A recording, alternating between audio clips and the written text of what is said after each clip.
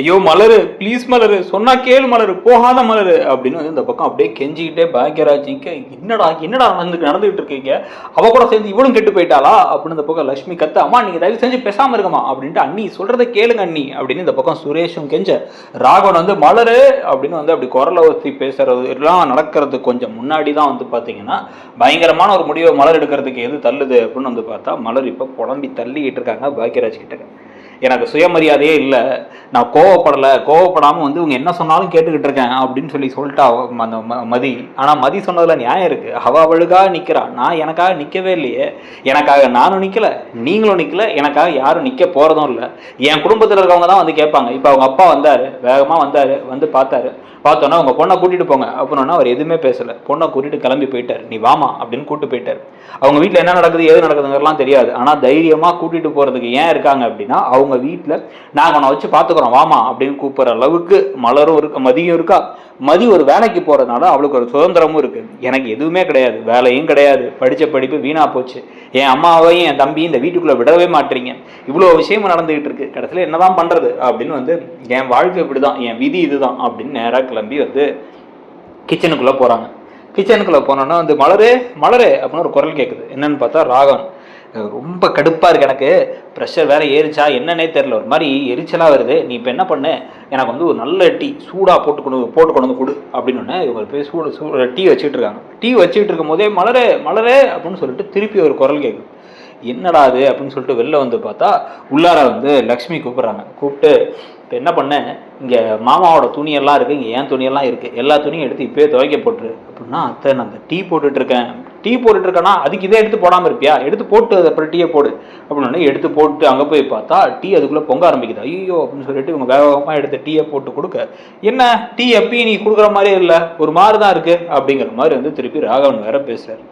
ராகவன் பேசுனோடனே உங்களுக்கு கண்ணெல்லாம் கலங்கிடுது, கிளம்பி நேராக உள்ளார வந்துடுறாங்க. உள்ளார வந்ததுக்கு அப்புறமா தான் வந்து பார்த்தீங்க அப்படின்னா வீட்டுக்கு பத்திரிக்கை வைக்கிறதுக்கு யாரோ சொந்தக்காரங்க வந்திருக்காங்க. வந்தோடனே வந்து வாங்க வாங்க அப்படின்னு பாக்கியராஜ், அதுக்கப்புறம் வந்து இந்த பக்கம் மலரு எல்லாரும் வந்து கூப்பிடு வாங்க வாங்கன்னு எல்லாத்தையும் சொன்னதுக்கப்புறமா வந்து எங்கே சுரேஷோட ஒய்ஃபை காணோம் அப்படின்னா, அவள் கிளம்பிட்டா, காலேஜுக்கு போயிட்டா, சீக்கிரமாக போக வேண்டிய ஒரு போகணுமா இன்றைக்கி ஏதோ ஸ்பெஷல் கிளாஸாம் அப்படின்னு வந்து டக்குன்னு வந்து பாக்கியராஜ் சமாளிக்கிறார். முன்னே எல்லாரும் பாக்கியராஜ் திரும்பி பார்க்குறாங்க. சுரேஷ் அப்படி யூனிஃபார்மோட உட்காந்துருக்கும் போதே வந்து மலர் என்ன பார்த்துட்டு இருக்க, வந்தவங்களுக்கு ஏதாச்சும் எடுத்து கொடு அப்படின்னு கொடுன்னு உள்ளார போய் ஸ்நாக்ஸ் எடுத்து வந்து கொடுக்குறாங்க.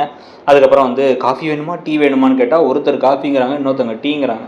ஒவ்வொருத்தங்களுக்கும் காஃபி டீ எல்லாத்தையும் தனித்தனியாக போட்டு வந்து கொடுத்து அதுக்கப்புறம் எல்லாத்தையும் கொடுத்துக்கிட்டு இருந்து இவங்கெல்லாம் வந்து இப்போ கிளம்பி கடைசியில் வந்து பத்திரிகையை கொடுத்து பேசிகிட்டு இருக்கும்போது பார்த்துட்டே இருக்காங்க. மலர்கிட்டே வந்து அவங்கெல்லாம் கேள்வியெல்லாம் கேட்டு அந்த பக்கம் பேசிட்டு அதுக்கப்புறம் அவங்க கிளம்பி போகும்போதே மணி 11:45 ஆகுது.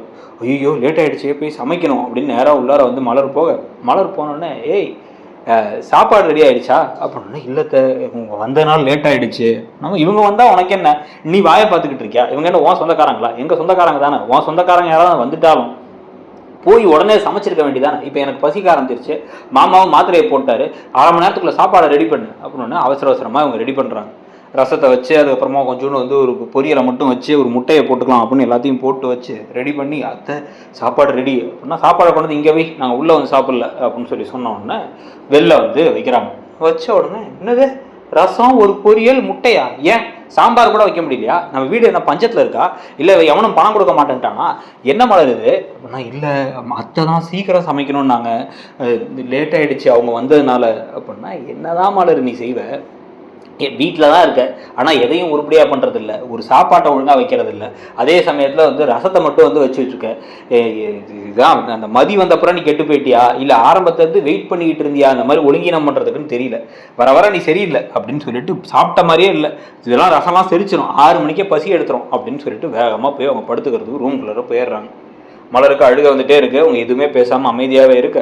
நைட்டு திருப்பி வந்து பாக்கியராஜும் சுரேஷும் வீட்டுக்கு வந்துடுறாங்க. வீட்டுக்கு வந்ததுக்கப்புறம் இவங்க இதுக்காக வந்து என்ன பண்ணுறாங்க அப்படின்னா, கஷ்டப்பட்டு சப்பாத்தி செஞ்சு வச்சு, இது இல்லாமல் வந்து ஃப்ரைட் ரைஸ் தனியாக பண்ணி வச்சு, இன்னொரு பக்கம் வந்து என்ன பண்ணுறாங்க அப்படின்னா தோசையும் ஊற்றி வச்சு எல்லாத்தையும் கொண்டு வந்து ஒன்று ஒன்றா வைக்கிறாங்க. பரவாயில்லையே இத்தனை சமைச்சிருக்க அப்படின்ட்டு வந்து ராகவனும் உட்கார, லக்ஷ்மியும் உட்கார, ஒன்று ஒன்றா அவங்களும் பரிமாறிக்கிட்டு இருக்காங்க. பரிமாறிக்கிட்டு இருக்கும் போதே வந்து இப்போ கரெக்டாக குழந்தை வருது. குழந்தை வந்துட்டு எனக்கு நூடுல்ஸ் தான் வேணும் அப்படிங்குது.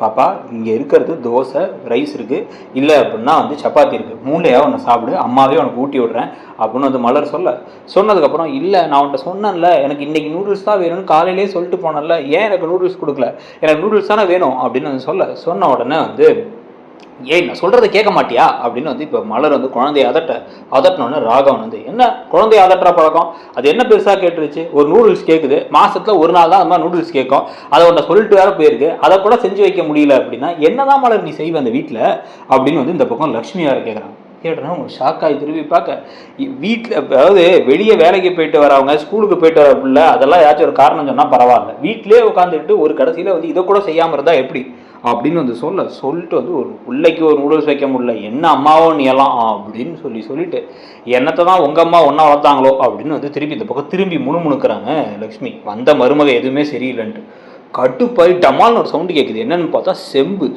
பறக்குது. செம்பை கையில் வச்ச செம்பை விட்டு எறிகிறாங்க மலர். அப்படியே செவுத்துல அடிச்சு விழுந்து மலர் அப்படின்னு சொல்லிட்டு எல்லாரும் எந்திரிச்சு ஷாக் ஆனவொடனே வந்து போதும் நிறுத்துங்க அப்படின்னு வந்து கத்துனோடனே என்னடா ஆச்சு அப்படின்னு வந்து பார்த்தா நானும் பார்த்துக்கிட்டே இருக்கேன்.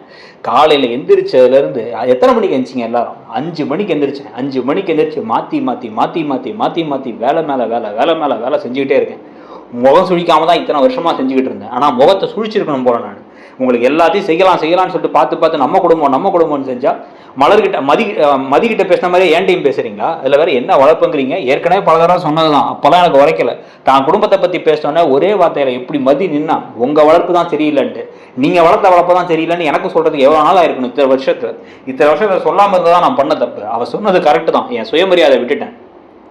மதியானம் அவசரமாக சமைக்கணும், ரசம் வச்சா அதுவும் தப்பு. இப்போ தோசையும் சுட்டு சப்பாத்தியும் வச்சு ரைஸும் செஞ்சு அது இல்லாமல் காய் சட்னி எல்லாத்தையும் வச்சா பிள்ளைக்கு ஏன் நூடுல்ஸ் செய்யல? சும்மா தானே இருக்காங்கிறீங்க. சும்மா தான் இருக்குங்கிறதோட சேர்த்து என்னத்தை தான் அவங்க அம்மா வளர்த்தாங்களோ அவ கூட சேர்ந்து நீ கெட்டு போயிட்டேன்னு வந்து மதியை பற்றி சேர்த்து பேசுறீங்க. என்னதான் நினச்சிட்டு இருக்கீங்க உங்கள் மனசில்? இதுக்கப்புறம் என்னாலையும் இந்த வீட்டில் இருக்க முடியாது. நாங்கள் இல்லாமல் நீங்கள் என்ன பண்ணுறீங்கன்னு நான் பார்க்குறேன் அப்படின்னு வந்து சொன்ன உடனே வந்து டக்குன்னு ஏய் வா அப்படின்னு தான் புள்ள கையை பிடிச்சிட்டு இந்த பக்கம் வேகமாக போய் ஒரு பேக்கில் எல்லாத்தையும் பேக் பண்ண. என்ன இவ எப்படி பேசிக்கிட்டு இருக்கா? என்ன வீட்டில் எல்லாத்துக்கும் ஒரு மரியாதை இல்லாமல் போச்சா? நம்ம எதுக்கு அப்புறம் இங்கே இருக்கோம்? வயசானவங்க இங்கே இருக்காங்க, ஒரு வயசில் பெரியவங்களுக்கு ஒரு மரியாதை கொடுக்கணும் இல்லை அப்படின்னு மாற்றி கத்திக்கிட்டு இருக்கா. அண்ணி எதுக்கு நீ கோவப்படுறீங்க அப்படின்னு சுரேஷும் வந்து பேச. போதும் சுரேஷ் போதும், யார் என்னை புரிஞ்சுக்கிற மாதிரியும் தெரியல, யார் எனக்காக நிற்கிற மாதிரியும் தெரியல, யார் எனக்காக பேசுகிற மாதிரியும் தெரியல. நீயும் பார்த்துட்டு தானே இருந்த, அதாவது உங்கள் அண்ணன் எப்படி நிற்கிறாரு, நீ எப்படி நிற்கிறீங்க, நான் எவ்வளோ வேலை செய்கிறேன், அவங்க எப்படி பேசினாங்கன்னு பார்த்தல. மதி உன் கூட சண்டை போட்டா கோவப்பட்டானா அது அவ பக்கம் நியாயம் இருக்க மாதிரி எனக்கு என் பக்கம் நியாயம் இருக்கு அப்படின்னு வேகமாக பேக் எடுத்து கிளம்ப. இவங்க எல்லாரும் கெஞ்சிக்கிட்டே இருக்கும் போது அப்படியே அவங்க வேக வேகமாக அப்படியே கிளம்பி வெளில போகிறதும் அவங்க எல்லாம் ஷாக்காகி பார்க்குறதோட விஷயங்கள் முடிஞ்சா இப்படி மதியும் வெளியேறி மலரும் வெளியேறி அந்த வீட்டை எவ்வளோ கஷ்டப்படுங்கிறது தெரிஞ்சால் நல்லாயிருக்கும். ஆனால் அந்த மாதிரி ஒரு தைரியமான முடிவை எடுப்பாங்களா இவங்க அழகு மலரும், எடுப்பாங்களா எடுக்க மாட்டாங்களா, நீங்கள் என்ன நினைக்கிறீங்க அப்படிங்கிறத சொல்லுங்கள். இந்த சீரியல் போகிற போக்கை பற்றி உங்களுடைய கருத்து என்ன எதிர்பார்க்குறீங்க, என்ன நினைக்கிறீங்க அப்படிங்கிறதையும் கமெண்ட் செக்ஷனில் சொல்லிட்டு அப்படியே மறக்காமல் இடம்பொருள் சேனலையும் சப்ஸ்கிரைப் பண்ணி நம்மளுடைய மற்ற வீடியோஸையும் பாருங்கள். அந்த பெல் ஐக்கானை கிளிக் பண்ணலன்னா அதையும் கிளிக் பண்ணிக்கோங்க, அப்போ தான் அப்டேட்ஸ் உங்களுக்கு வரும். தேங்க்யூ.